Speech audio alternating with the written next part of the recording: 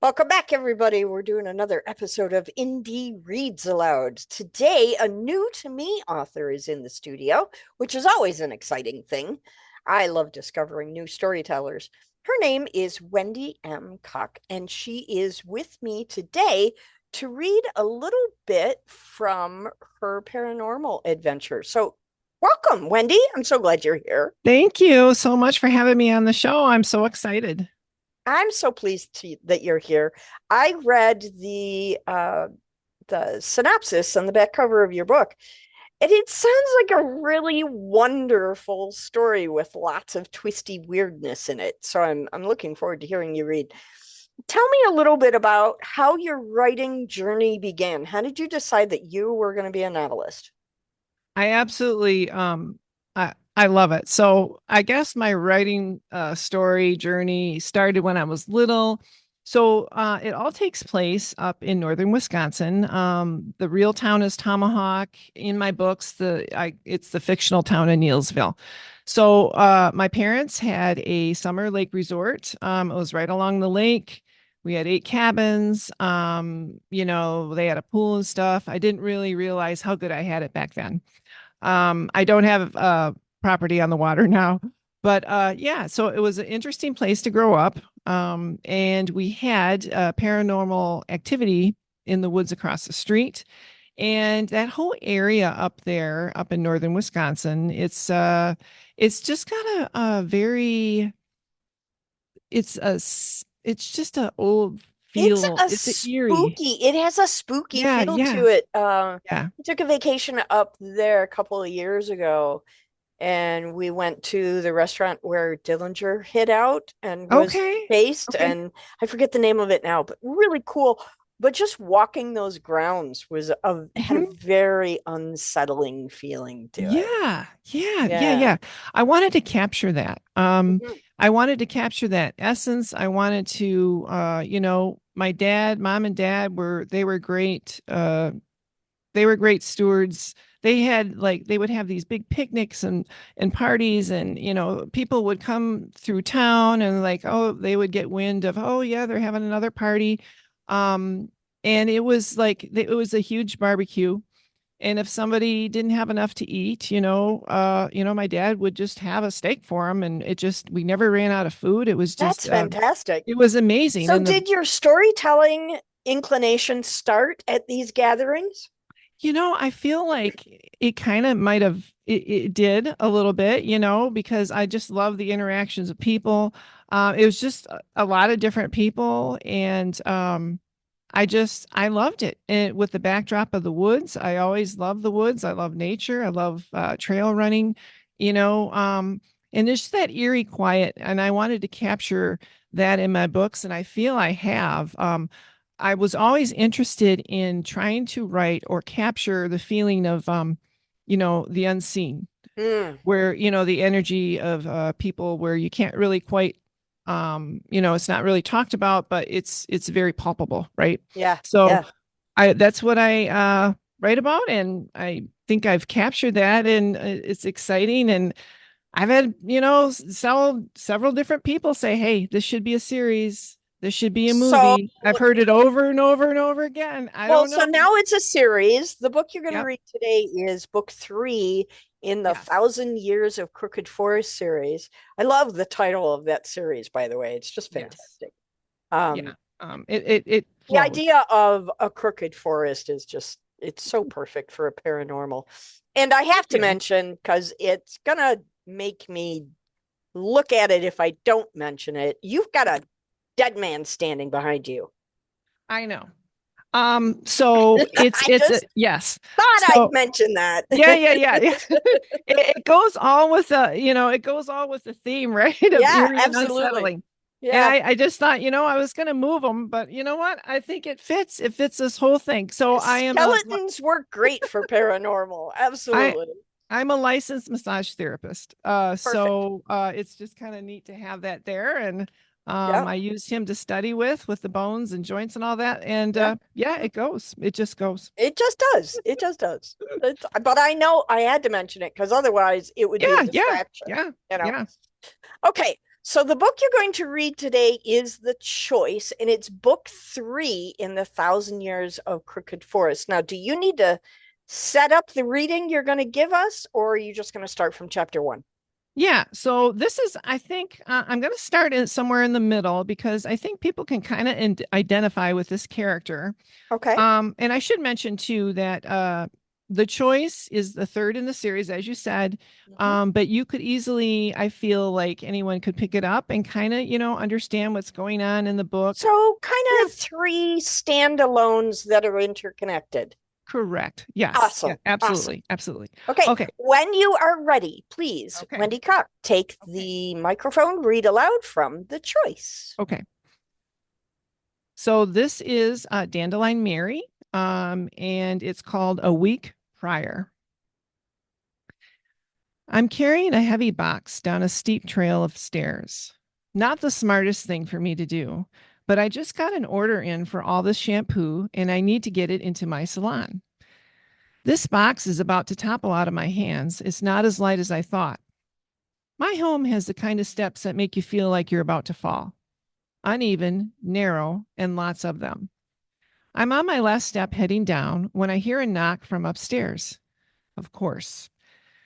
As I set down the box and race back up, I catch my foot on the jagged edge of stair. Crap. I've been wanting to smooth that edge out with a hammer all week. I could just never find the time. Now, my toes throbbing like it's been stepped on by an elephant. Whoever is at my door, it better be good. As I limp my way back into the garage, I see a shadowy figure through the screen door. I immediately regret running upstairs with so much vigor. Kendall Hadley. Her face is pressed up against the garage window. Her eyes have that manic, determined look to them. She's already made an impressive lipstick stain down the middle of it. It's probably the first thing my husband will see when he gets home from work. I swear she does these things on purpose. Hey, Mary, how are you? My toe is on fire and I can't wait to wipe off that cheap lip gloss with Windex. What's up? I was hoping you could squeeze in Jackson for a haircut before the banquet tonight. How could I forget? The banquet. This thing happens every year and turns all the moms into raving lunatics. You would think one was preparing for Jesus Christ in the Last Supper. Normally, I could try and fit in a walk in, but not today. I'm pretty booked out today, Kendall. She makes an exaggerated pout. I know, but couldn't you spare like 15 minutes? It's just a little trim. It's just a little trim. And I suppose my work life balance means diddly squat to you. I did have a high maintenance client coming in this afternoon with very specific instructions on how she wants her hair. Hers is the kind that sucks up hair dye like there's no tomorrow. I always need a good amount of product. And if I squeeze in her son, I'll be even more stressed for time. 15 minutes, Kendall, that's it. Welp, there goes my sanity. Oh, perfect. By the way, did you ever find that salsa recipe? All the ladies at the church just raved about it. Of course, they would like my grandmother's recipe. It's been in my family for a long time, and I've perfected it over the years. You could say I've even taken it to a whole other level. Why would I just give out the recipe just because? It's around here somewhere, Kendall. I'll have to get back with you on that. Well, okay. Just make sure you have it ready in time for the picnic. Yeah, sure thing, Kendall. Great. Well, I'll be back here at 5. All righty. I watch as she runs with glee back out to her car. Well, that's another win for Kendall. It occurs to me that this woman hasn't heard the word no much in her life. I often wonder if certain people are placed in my life just to make me feel miserable. That's one chapter. And this is the second chapter of Dandelion Mary. I've had my hands in the dish sink now for the past hour. I can't bear to leave it. The hot water feels too good on my aching joints. Right now, they are all on fire. Too many hours of bending over and standing on my feet. This is my favorite time of day, despite the achiness. a quick trip away from schedules, rules, and reality. And my reality lately is an acquired taste. I enjoy looking out my window. It's my favorite one in the whole house. It sits above the kitchen sink in perfect view of the backyard. This is great for watching the summer storms roll in. It also takes me back to when I was a teenager without schedules or responsibility. My friends and I could spend an entire day just lying around, soaking up the sun, listening to Casey Kasem's top 40 hits from the boombox, slathering on the baby oil, and overdoing it with the sun in. These endless teenage days of summer are fond memories for me. A wide open path lay ahead of us, a future ripe with possibilities. All we had to do was find our own path. But lately, I've been wondering about this path. I'm done with appointments for the day, and I didn't have any this evening, thank God. I'm glad I scheduled it that way. I'm in need of a break, and it's only Tuesday, too early in the week to celebrate any sort of week's end. Sometimes when I look out the window, I can see my neighbor, Alice. She's the one in her household who takes the trash to the end of her driveway. She usually ends up skipping, which is hilarious. I'm watching her now. She's still skipping her way back to the house like there's a present there waiting for her. Seeing that she's an adult, it strikes me that she could be mentally ill. I don't really have any friends here. I used to in my youth. I don't know where they've all gone, but they've moved on. Some got pregnant, others moved out of state, and others just became totally immersed in the lives of their own. I get it, but it does get lonely. Lately, I've been having the worst stomach aches. I've been meaning to go to the doctor, but I keep putting it off. I know I've come to an important crossroad in my life, and however scary, I'm going to go through with it. I can't live this way anymore. I need a change, and in the worst way. And it's not about stomach pains or the fact that I feel invisible to my family, my husband, or even this town. It's not even about Kendall Hadley. I just want something different for my life, a do-over. There is nothing left for me here. I've poured myself into everything I know, and because of it, I feel like I've robbed myself of something. I am feeling the call of other pursuits. That call comes to me late at night when I'm lying in bed, staring at the imperfections of the ceiling. I start thinking about the opportunities that I've missed living here. I think about how things are and how they should be.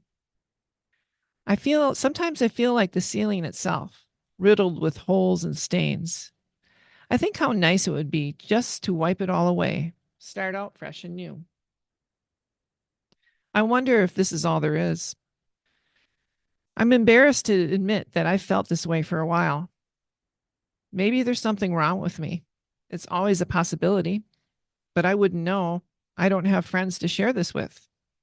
My life has been taken up by motherhood. This role is all consuming. I don't know who I am anymore. It doesn't leave room for much else. Let's face it, who leaves their family? Selfish people do. Bad people do. The kind of people who are narcissists. Do I really want to be associated with all that? And here I am, determined to become one of them. I haven't entirely made up my mind. Not yet, anyway. I realize that I should be thankful and full of gratitude. But gratitude is far reaching these days. I feel like all of mine has seeped its way down into the sink, mingling with the hair dyes and floating around with other things that didn't make sense in my life. Here's an example of a typical day. My son has a friend named Tyler. He likes to open our fridge and sneak out food. He's over here right now. But by the time he leaves, I'll be cleaning up his little pig trail of a mess. He's been doing this for years. Does his mother do anything about it? Nope. I understand the desperation of hunger. And even though his manners are atrocious, I will keep feeding him. I try to keep my anger in check. I've tried walking over to his house. It would be nice to meet the mother. She's not the one who skips her way to the mailbox. But when I visit, she's never home either. She never answers her door. I've just taken a homemade pie out of the oven. It's cooling right now, and the rich smell of apples and cinnamon is permeating throughout the house. I love it when the house smells this way. It makes me think that things will work out no matter what. I can't wait to have a piece for dinner after dinner. My mouth waters just thinking about it. But that will have to wait. I've committed to giving Kendall Hadley's kid a haircut. She dropped him off on time, thank goodness, and I cut his hair. Meanwhile, upstairs, my apple pie is cooling. Well, seeing my pie sitting on the counter was too much temptation for Jackson's friend. While I'm cutting hair downstairs, he's upstairs, shoving his hands into it. When I walked upstairs, I caught him red-handed. I was so angry I bit my lip. I hope he burned himself on the piping hot filling. I don't know where my son goes when these things happen, but that's beyond me too. I know kids do dumb things, but why wouldn't he say anything? That's the last straw. Both kiddos are in my kitchen now. Tyler can't look me in the eye, but the drippy evidence is all down the front of his shirt. My son seems oblivious to all of this. Can Tyler stay for dinner? My son asks. Are you kidding me? What's wrong, Mom? What happened to my pie? Tyler stands there looking sheepish and embarrassed. That's very rude of you, Tyler. I spent a long time making that. I'm not too happy with you right now. I think it's best that you leave. I watch as he runs out. I glance over at my son, who's mortified. Really, Mom? What the heck? I can't believe it. Jackson, where were you? How can you just stand by when he does these things? Why not tell him to stop? I went outside to get your mail. I look at the coffee table and see a small stack of letters. Well, bills is more like it. Good Lord, parenting is difficult. He gives me a sour look and runs out the door after Tyler. None of this feels good. This selfless act of motherhood, I want to be rid of it, both with myself and the situation. I seem to get this wrong every time. I turn my attention to the cupboard, wondering what I could make for dinner. For tonight, it requires zero thinking. I see a boxed mac and cheese in the corner of the cupboard. Perfect. Less than what the maid on the Brady Bunch would do, but better than nothing. I have no qualms about making boxed mac and cheese. I had it often as a child. My son likes it too. One time when I had a few of Jackson's friends over for lunch, that's what I made. And boy, I didn't hear the end of it. Later on in the evening, I get a phone call from a very worried parent. It went a little something like this. Hello? Yes. Is this Jackson's mom? The pitch in her voice told me right away I was in for it. Yes, I'm his mother. I just want to let you know that we are very picky about what Jackson eats. It's no big deal or anything. I just try and have fresh food as much as possible. This box stuff is just filled with so much garbage, especially boxed mac and cheese. It's not healthy. I suppose a response is required. I just didn't have one. It's just that Tyler has food allergies and issues. Well, that was a big fat lie. Tyler wasn't allergic to any of it. He never got a reaction, and if he did, I certainly wouldn't serve it to him. If she is so worried, why is he always over here for dinner? And I've been doing this for how many years? I'm about to lose it. What a big fat ball of BS. She's in mid-sentence when I hang up the phone. Well, slam it is more like it. I could hear the lingering ring as I shoved the phone receiver back into place. That felt fantastic. I can't tolerate people like her anymore. Something is shifting inside me. Call it the new improved Mary. I didn't mention that her son desecrated my pie. My bad. As I fill up the pot of water for the macaroni, I hear an odd rustling noise coming from the other side of the room. I stopped to turn around, but didn't see anything. I turned back toward the stove and put in the macaroni.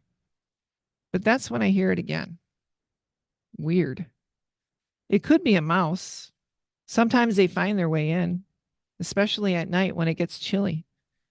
I make a mental note to pick up some mouse traps the next time I'm at the store.